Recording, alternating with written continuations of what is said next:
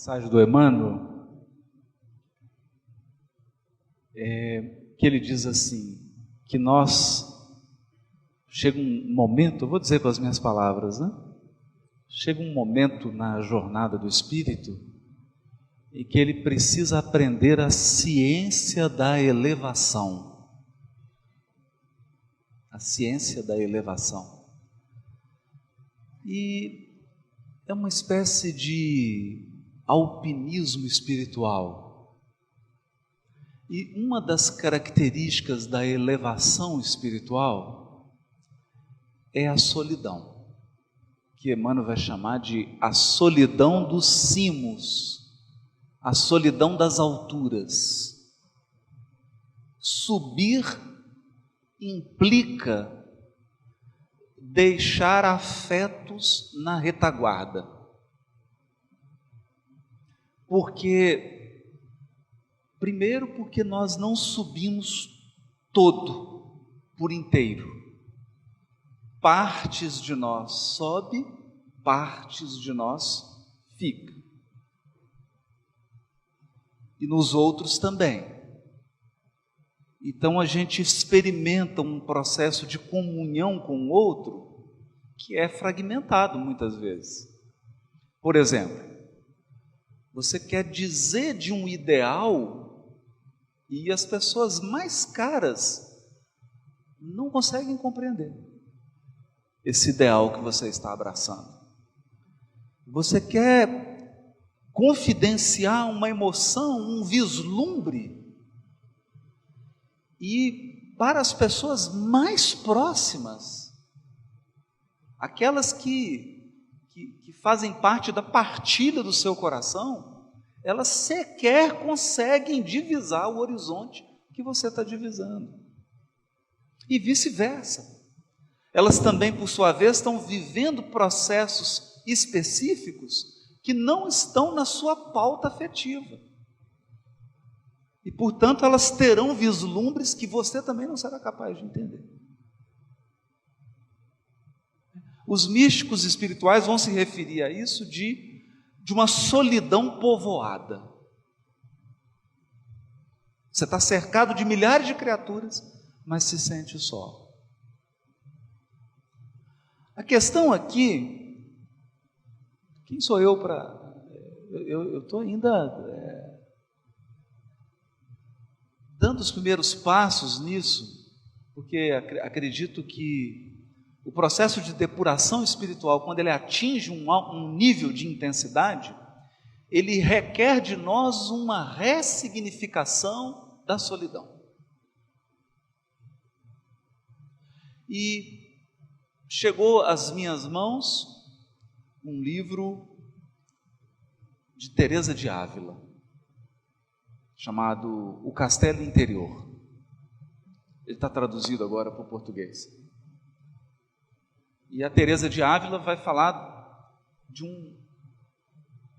uma meta profunda que se chama a comunhão com Deus, a comunhão com o divino. Mas ela fala da comunhão com Deus não de uma perspectiva de que você sai para ir num lugar e encontrar-se com Deus que está em um lugar exterior. Não.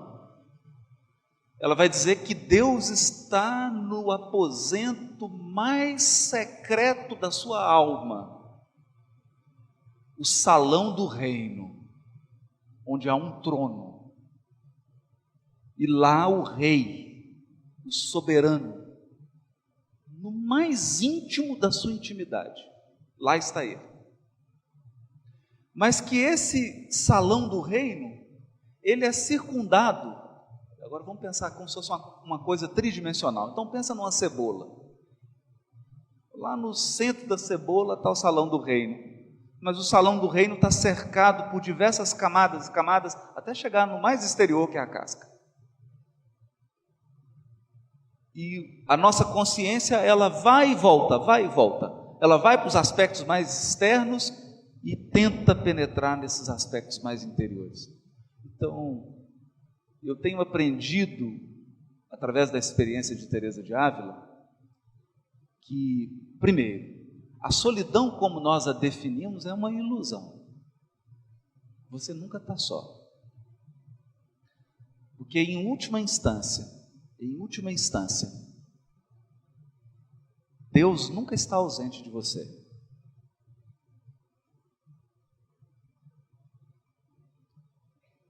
Agora, é um desafio perceber essa presença. Então, talvez quando você está sozinho mesmo, sozinho, não tem ninguém está conseguindo entender o que você está falando, ninguém está conseguindo compartilhar do seu ideal, ninguém está conseguindo acolher aquilo que você está vibrando, você experimenta uma solidão. Não seria então uma grande oportunidade você experimentar, sentir essa onipresença?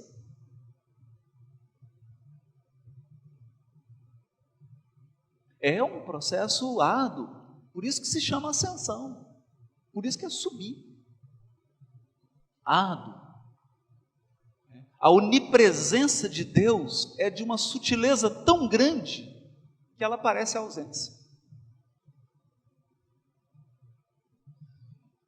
Então, a gente precisa muita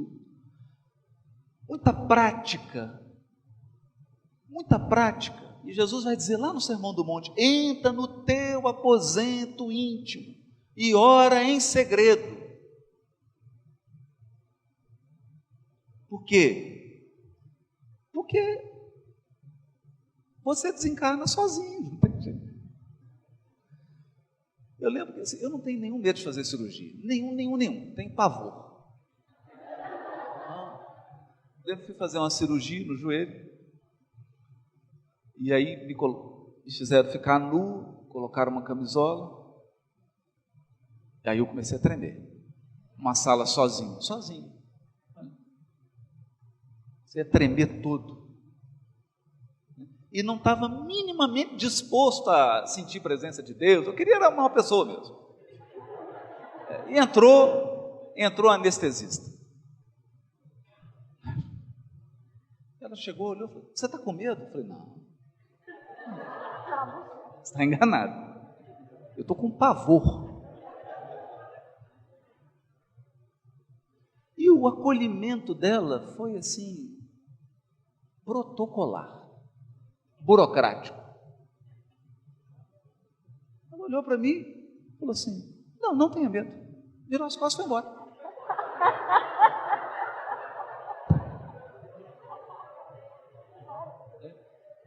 Eu comecei a sentir um frio, e estava frio mesmo, estava muito frio, estava uns 38 graus. E fui levado para a sala. E na hora que eu cheguei, deitei, aí que eu tremia mesmo, a maca fazia... E aí chegou ela, e que esfriou mais ainda, ela era um gelo. Eu esperava dela, ao menos assim: não, você não vai ver nada. Alguma coisa assim, né? Vai passar, né? E ela já chegou, falou: ainda está tremendo, né?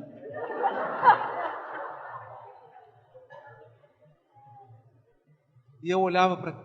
E aí chegou uma enfermeira. E ela, vendo que eu estava muito nervoso, muito tenso, ela resolveu me sedar antes de anestesiar. Então ela já preparou um soro. Eu falei: agora eu não vou ver nada, né? Vai mandar o contato até 5, eu não vou chegar no 3. Aí chegou a enfermeira, era uma senhora, ela puxou o cobertor, assim, cobriu meus pés e falou assim: fique tranquilo, eu vou ficar aqui durante toda a cirurgia.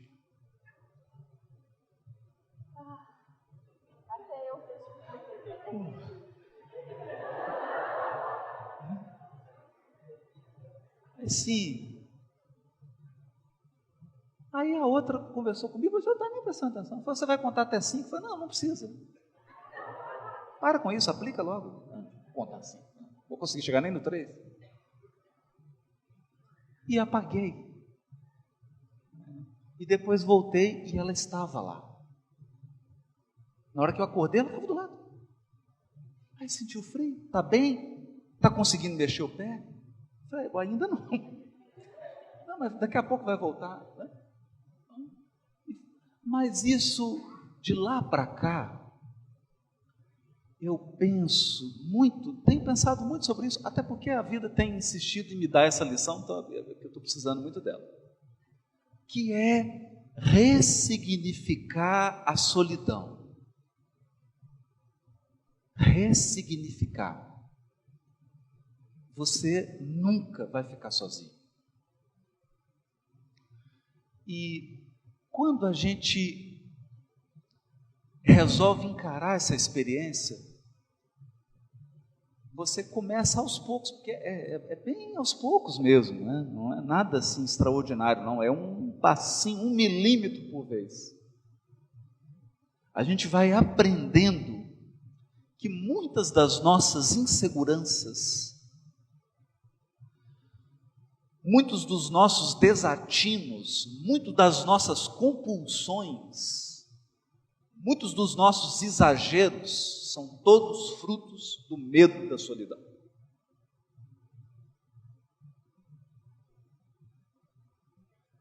E quando você faz esse mergulho, quando você olha para dentro e consegue ouvir esse baile divino, esse movimento grandiloquente no silêncio da sua alma, que é a presença de Deus em você, algo começa a mudar. E aí, nesse processo, a gente consegue entender o que Emmanuel, um espírito que já teve uma encarnação, experiência de ser cego, de ficar sozinho, de perder o amor, perder tudo, perder filho, perder esposa, tudo. Você consegue entender quando ele diz assim: em verdade, prefácio do nosso lar, precisamos muito de espiritualismo e de espiritismo, mas muito mais ainda de espiritualidade. E hoje, eu acredito que espiritualidade se constrói na solidão. Mas entenda, passou o tempo para nós de isolar, de ir para locais, de não conviver. Não é isso. Não se trata disso. Não é disso que nós estamos falando. Até porque você pode não fazer a experiência da solidão e da espiritualidade, mesmo estando num local sozinho, fazendo voto de silêncio. E a Teresa vai dizer isso no livro dela. Porque ela escrevia para freiras carmelitas que tinham dificuldade em fazer o processo de espiritualidade dentro do convento. Então não é por aí. É em meio à rotina, em meio ao cotidiano, em meio ao tumulto, em meio ao acelerado da vida, diversas obrigações, encontrarmos esse espaço dentro de nós, que mesmo que ninguém esteja ao seu lado, ou esteja apenas de corpo presente, de alma ausente,